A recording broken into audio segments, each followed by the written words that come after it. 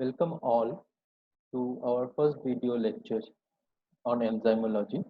Today we will talk about the introduction and classification for enzymes. To begin with the introduction of enzymes,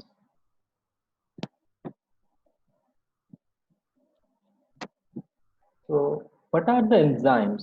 Basically, the enzymes are mostly proteinaceous in nature, but there are examples of RNA molecules which act as a biological catalyst or enzymes, which are mainly known as ribozymes. So we will talk about the ribozymes in later videos.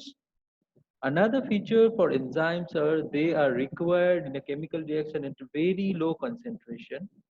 They increases the reaction without altering its equilibrium position. They only lowers the activation energy. The substrate specificity is very high for the enzymes to substrates, and several factors like pH, temperature, substrate concentration, and even enzymes concentration also affects the activity of the enzymes. Coming to the basic structure of enzymes, enzymes can be in two forms, either a simple form or a complex form. Simple enzymes, like they are only a simple protein, and complex enzymes are also known as holoenzymes. It means the complex or holoenzymes are made up of one simple protein or a protein part and a non-protein part. So the non-protein part of the holoenzyme is known as cofactor, and the protein part of the holoenzyme is known as apoenzyme. So basis on the basis of the nature of several cofactors, there are several classification of cofactors. Usually all the small inorganic molecules or atoms which are tightly bound to the apoenzyme molecules are known as prosthetic groups, and the organic molecules which bound to the apoenzyme very loosely, they are known as coenzymes. Apart from these two classes like prosthetic groups and coenzymes, metal ions can also be act as cofactors.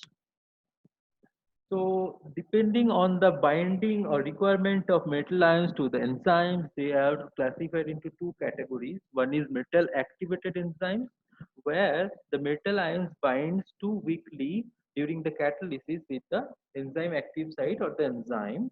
For example, the hexokinase requires the magnesium ion, and metalloenzymes are those enzymes which bind metal ions very tightly, and or they may require the metal ions to maintain their steady state or the native state. For example, catalase and ferrous ion combination.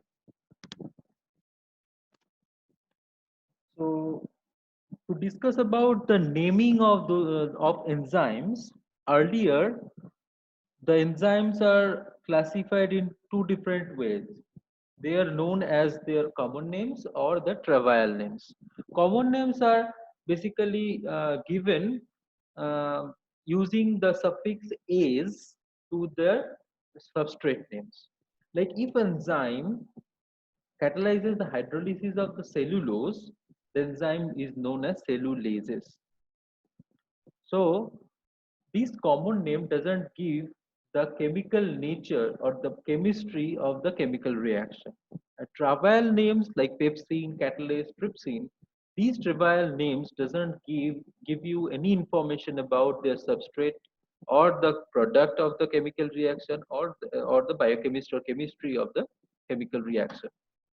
So to get rid of this problem, the International Enzyme Commission has started classifying the enzymes in six different classes.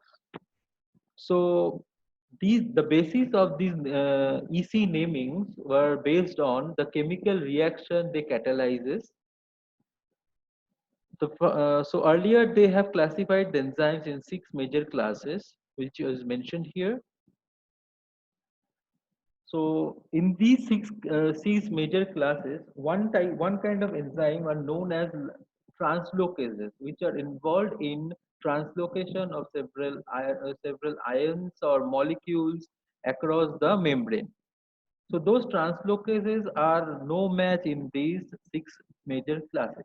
So for them, the enzyme commission has classified a new, given them or a new or assigned them a new class named as translocases. So we will talk about the each and every classes uh, next slides. For oxidases, they are known as EC1. EC stand for the enzyme commission. So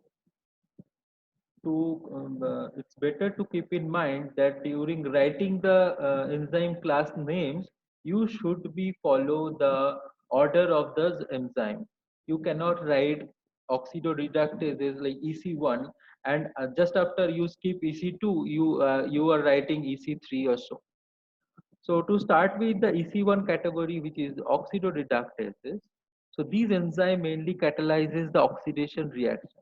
And you know where if there is an oxidation, if there is an oxidation reaction, there must be a reduction also. So basically, these enzymes are known as oxidoreductases. Then examples are oxidases, oxygenases, peroxidases, etc. The second class is the transferases, which are involved in transfer of groups from one molecule to another. For example, transfer of phosphate groups, amino groups, carboxyl group, etc.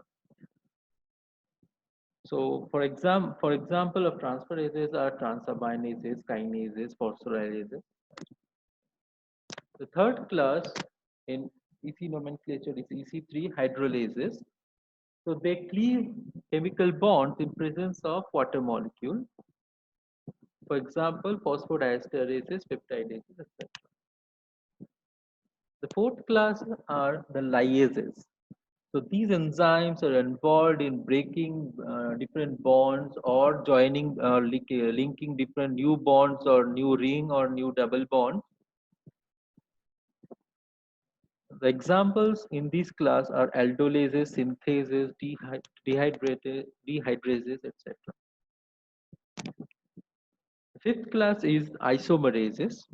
So this isomerase enzyme, without changing the molecular weight of a particular substrate, it just chemically rearranges the chemical compound and giving its isomeric form.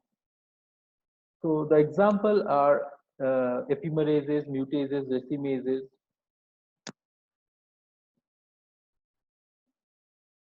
And the last class, according to the earlier classification, are the ligases.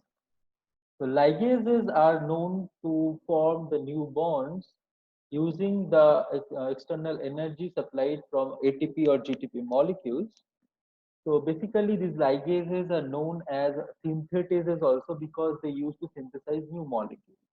For example, carboxylases. So there is one confusion. Synthetases and synthases both are involved in new bond formation. So how they are different from each other? Basically, syntheses act without any chemical energy donated from any triphosphate molecule like ATP or GTP, but synthetases requires ATP or GTP molecule for their activity.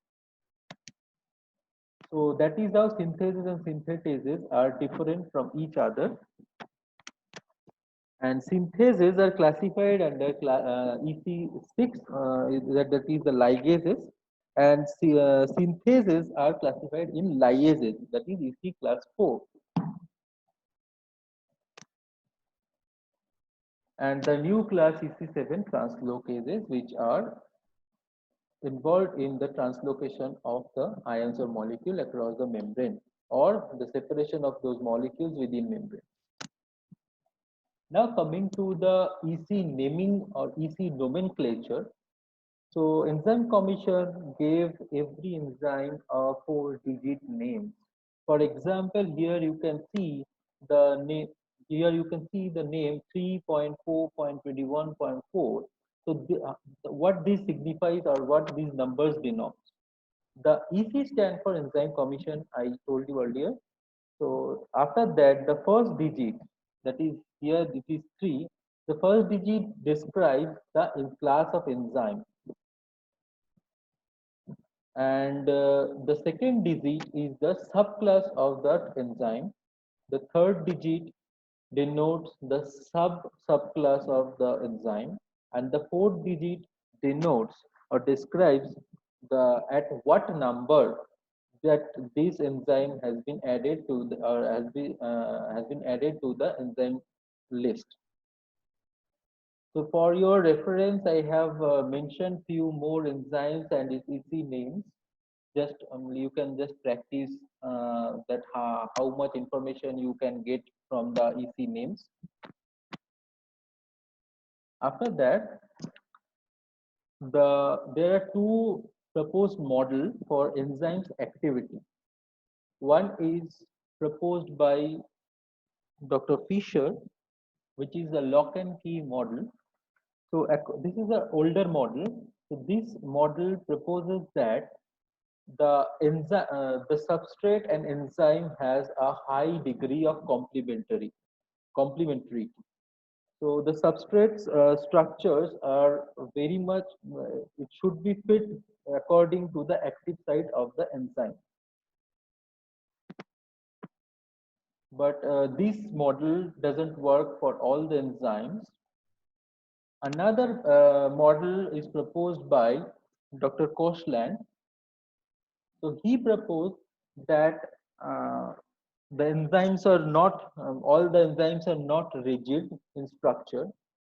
So upon binding of the substrate to the enzyme, it changes the 3D it changes the 3D conformation of the enzyme active site and fits to the enzyme active site for the chemical reaction to occur. Now, for the students of graduation or post graduation, if they faces some questions like the difference or comparison between this model, I have jot down a table. You can just write it down or take a small note from the slide.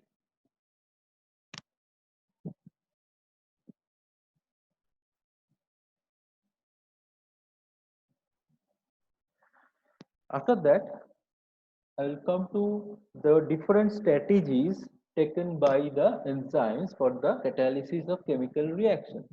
So basically, there are four major strategies the enzymes takes for to enhance or to catalyze the chemical reaction. First, the covalent catalysis. In the covalent catalysis strategy, the enzyme forms a covalent or you can say reversible covalent bonds with the substrate. When the catalysis is over, the enzymes reverts back to its native form by deforming the covalent bond. The general acid-base catalysis. So in this catalysis, the enzyme between enzyme or substrate, the molecules or the groups present in the enzyme may act as acid or bases. Basically, the enzyme either donates a proton or removes a proton from to or from the substrate during the chemical reaction. Metal ion catalysis, the enzymes which require the metal ions to facilitate chemical rearrangement or binding state. And the catalysis by approximation. So if the enzyme has to link two substrate or change the substrate in chemical reaction, the different substrate or same substrates are bound to the enzyme active site, and depending on the close proximity of those enzymes or their orientation, the enzyme catalyzes the chemical reaction. So to remind you that the enzymes are doesn't follow any singular doesn't follow all the time any singular modes of these strategies. they can go for a combination of these strategies in a single chemical reaction. A great example is chymotrypsin. So here, the chymotrypsin cleavage of polypeptides or proteins, here the reaction, both the general acid-base catalysis and covalent catalysis reactions occurs.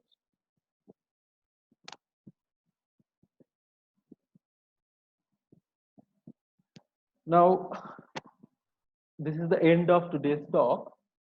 I have mentioned or I have given a few questions which you can practice at home from this video lecture. If you have any queries, you let me know in the comment section. If you like today's video lecture, please give a like and please share this video among your friends and subscribe our channel for the more notifications for the upcoming video lectures. So you can just note down the questions or you can download the video from YouTube. So here I have mentioned some multiple choice questions for your practice. If you have any queries regarding the answers, you can just ask or you can write it in the comment section.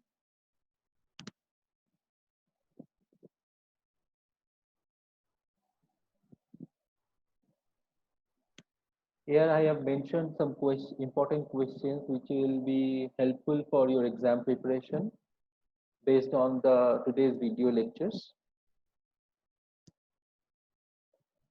Here also, if you have any queries regarding the answers or any suggestions, you can write at the comment box.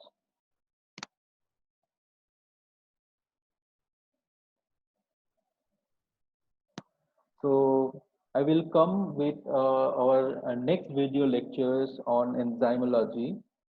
I will start with the factors which affect the enzyme activity. Here I have given your teaser that substrate concentration, temperature, pH, and enzyme concentration affect the enzyme activity. So, okay, see you in the next video lecture. Thank you for